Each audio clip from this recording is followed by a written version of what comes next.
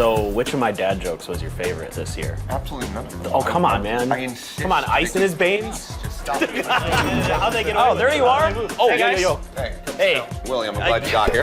Dude, we gotta stop with these secret locations. Oh, it takes a little while to find. Dropped a pin. Listen, sometimes it gets a little hard to figure out exactly where that pin is, but I do like the place. Yeah. Getting ready for everyone to enjoy Seoul, obviously, with Champions coming up. I'm a little bit nervous, but also excited to see how our teams in particular, of course, are going to perform. And I'm really curious to see Talon. I have a strange amount of faith in Talon now. But there's also another team that I think has very pleasantly surprised me was DRX. But then, of course, Gen G still carrying through. But let's not forget, obviously, one of the arch nemesis of Korean Valorant, Paperthin, right? Continuing to be at the top. Oh, Hello, kids. Am I late? Speak of the devil.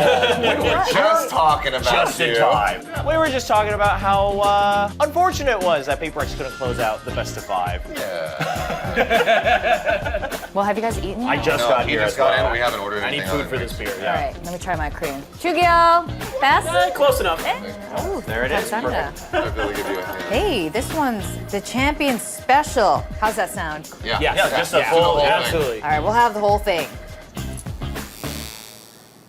All right, well, our first dish for the Champions Special, I think it's pretty self-explanatory, but it's gotta be one of my favorite. It is going to be corny, cheesy, spicy chicken feet, or what I like to call Talon Esports. Here's how spicy it is. Ooh. It's tasty though. Yeah, this is definitely spicy, like some of the comps and things that they come up with. Just like this, visually it's hard to tell what's going on, but if it's tasty, that's all that matters, right? I think it's safe to say it's not the favorite on the menu. It's not for everyone. Yeah. It's not for everyone, yeah. While I do like shock value for entertainment factor, shock value doesn't always mean a good thing too. You can be surprised and See, I'm with you on this one. I like the spicy. I appreciate it. Sometimes I feel a little lonely in this camp. But what if it's for their opponents? We just had the group draw, right? Yeah, I mean, I think obviously with the VALORANT now winning in America, they look incredibly strong. It's not just Aspas and friends. Now everybody's really performing well on that squad. As long as it's prepared, properly cooked through, they should have a really good shot, and they've been saving a lot of the secret menu for Champions. I think Talon should still be able to get through the likes of Vitality and Trace with the craziness that they bring out, but I also don't think people should be looking at them as the complete underdogs. As long as they are able to jump the hurdle that is going to be Vitality, then I think that they're perfectly fine. Because Safe in his own right is also somebody who demands to be talked about. He demands respect. He's been performing incredibly well. The turnaround that Vitality has seen has also been astounding. I think they should just target Lev. The opening match. Yeah, the opening match. This is, I think, the best opportunity for them. They've mentioned it themselves. They got their own Aspas on their team, where some people are saying that Lev has their own Primi on their team. Listen, as much as I love Primi and Talon, those are some very bold statements. But the rest of the world has always, they've like seen the comments like Primi this, Primi that. Everyone's like, well, who is this Primi guy? Like now, right off the bat, he gets to play against Aspas, and then maybe, depending on how the bracket works out, Safe. Like these are some big tests for the guy. And the reason I have faith is Talon and some of these players, they're no strangers to this. Cruz, one of the members that took down Prime Optic. One of the big keys to success for when Cruz did take them down, it was Patty Pan, and Primi can kind of just be like that guy here in 2024, just that cracked jet player that can just go in and just absolutely take over a lot. Yeah, absolutely. And of course, Cruz not the only one who has international, several international appearances now. Ban, of course, actually got his fair share last year. Clearly, he has really grown from it coming in to 2024, now just flexing onto all sorts of Asian. Let me say this about Ban. He is kind of up and down at times, but when he's at his peak, he is able to take over lobbies. We saw this on Killjoy on Ascent early on in the playoffs, right? Like he was frying, he was destroying on that map. So I think if he comes in and if he's prepared for these teams, they absolutely are going to shock people in. There are real barriers, obviously, that they need to get over. However, I don't think it's impossible, and I think the moment they get over those small things, if they can find their own win conditions and their opponents can't, I think that's the biggest strength that Talon has. I wanted to go in a little bit of a different direction for the food that I chose, a little bit more American. I mean, I like French fries, what can I say? But they're cheesy pizza fries. It looks really good. Pizza fries? It looks a little crazy. It's got... Oh yeah. This leads me into the team that I want to highlight. A team that's a little messy, maybe a little cheesy too. Okay. Paperthin. They're kind of off the cuff at times, you know. A little so it's not raw. Yeah, okay. exactly. Really good hot but miserable when cold. So true. Also, sauce distribution, once they're like all out of the sauce, it's kind of not so great, you know? You need At it the to top. be exact the same state Yeah. for it to be great. And if it is, it's fantastic. Like I was surprised when I took that first bite. I think that this is a good metaphor for the team overall, because we've seen the ups and downs, the highs and lows of Paper Rex, not just in this season, but across the run of the season. Then the big change up of Jing comes through, and it immediately looks like they're right back to their old selves. Moments like that are still in the DNA of Paper Rex. You know, you're trying to go back to the fundamentals, get some discipline back into the system, just introduce your new style of Paper Rex.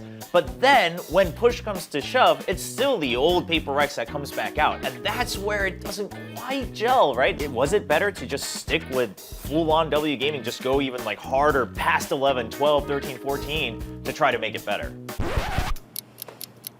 You're all thinking the same thing. I got exactly the reaction I wanted. You're all thinking the same thing. When they do things and it looks exciting and it pays off, and they get the wins, you're like, oh my God, they're just mad geniuses. It looks incredible. And then on the opposite side, you're like, why are we still doing the same thing, even though it just worked in the last game? Just like the Rays on Ascent, right? Last year, everyone's like, wow, this is genius. No one else can do this. Obviously, sure, the game's changed a bit, but now everyone's like, why are you playing Rays on Ascent? It's like, well, just merely a year ago, we all thought this was crazy good. Now, we've seen some games that just aren't quite there with what you expect from Jing as that Rays. And even going back to Master Shanghai, he got diffs sometimes. And that's one of the key things for me coming into this is going up against G2 again, the team that they picked going into the playoffs of Master Shanghai. And he got diffed on Rays by Icy. But maybe it's not about adding more ingredients to it, but going to the core, which is a potato here, and just not having French fries anymore. It worked in the past, but changes something else. So are you most concerned for Paper Rex when it comes to G2? Or are you afraid of the rest of the group as well? Foot, I think, is really, really strong. When they're really at their peak, they are absolute fraggers. They can go crazy. I mean, obviously, everybody knows about CNED. The other opponent that they really have to be interested in is EDG. Got new coaches coming in for both squads, right? But going in now with all these changes, I'm actually wondering who's freaking out more. And I don't think G2 is freaking out at all. I was just going to ask, is that the team that we are the most focused on? You know, I think it It has has to be. yeah, right. It Has has to be. Yeah. Right. VALORANT seems to have a good read on them as the IGL, and Yes. that's something that gives Paper Rex problems. Good And- IGLs who figure them out. G2 seemingly shutting down the people who are him on Paper Rex, like Jing. And who's going to be at the core of that? It's Valen. I like to joke about fragging IGLs being lackluster in America. Valen is that fragging IGL. He is that guy who just can take over a game in his own right. We're talking about Valen being a great fragging IGL, etc. But you said it. The best fragging IGL so far this year? Munchkin. Who does Paper Rex have the most practice against? Munchkin. Listen, they might not be able to beat him every time, but they've got the best practice they could get against someone who can get reads like that. So if that's the training you're going through, I think they should be okay. This is Kbop, and this is one of the most staple things that you could possibly have in Korea. It simply just means soup and rice, nicely mixed together. This is something that's hearty, something that's familiar, something that you've known for a very long time. And I think that it's a solid representation of one of my favorite teams. Oh, boy. No, DRX, the eternal Korean squad.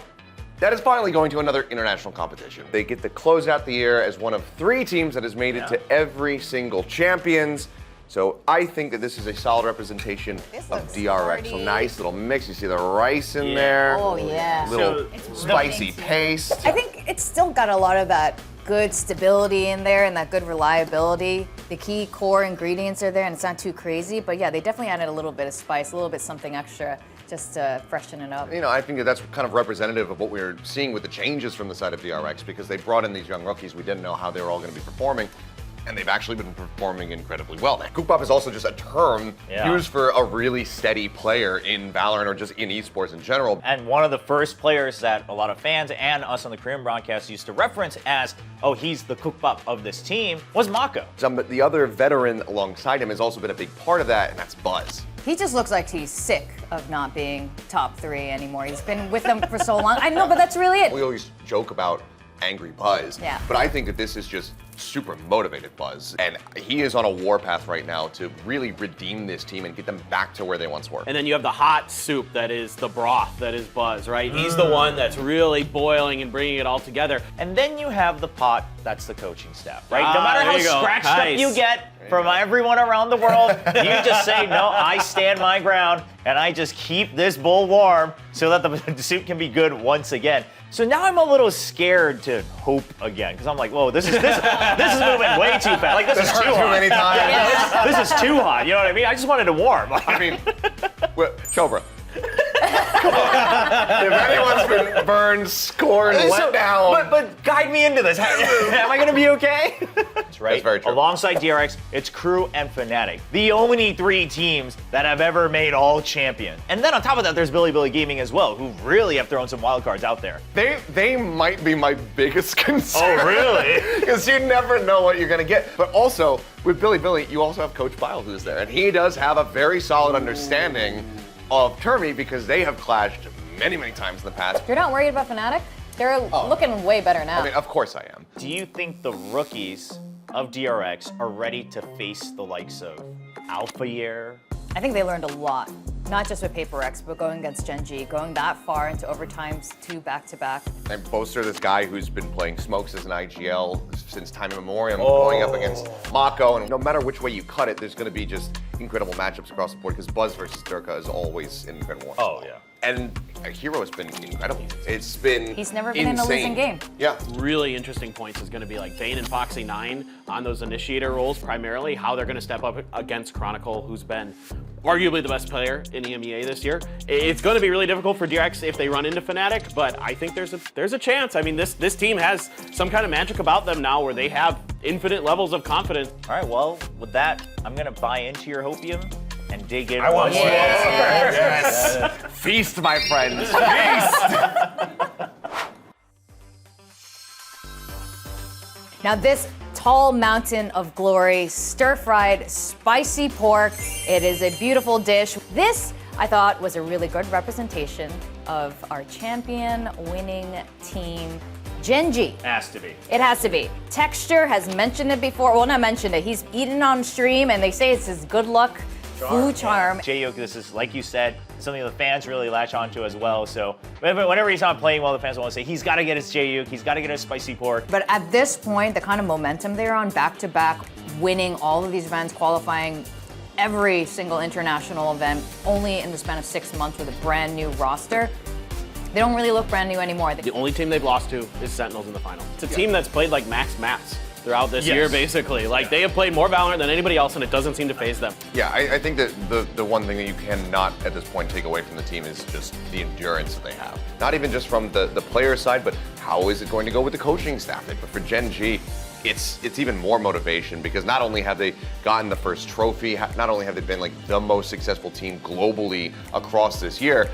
they're also potentially the first team to be able to win a Masters into a Champions back-to-back, and it's on home soil. So there's so much here to motivate them even beyond what we've already seen. I know, I'm so scared of saying those things out loud. It's okay, but- we got the anti-jinx right here. yeah, we're There's good. a whole We're covered. pile of them. This is jinx away. Eat some more. So going into the groups, I think it's gonna be a little bit crazy. Let's just call it what it is. It's the group of death. Yes.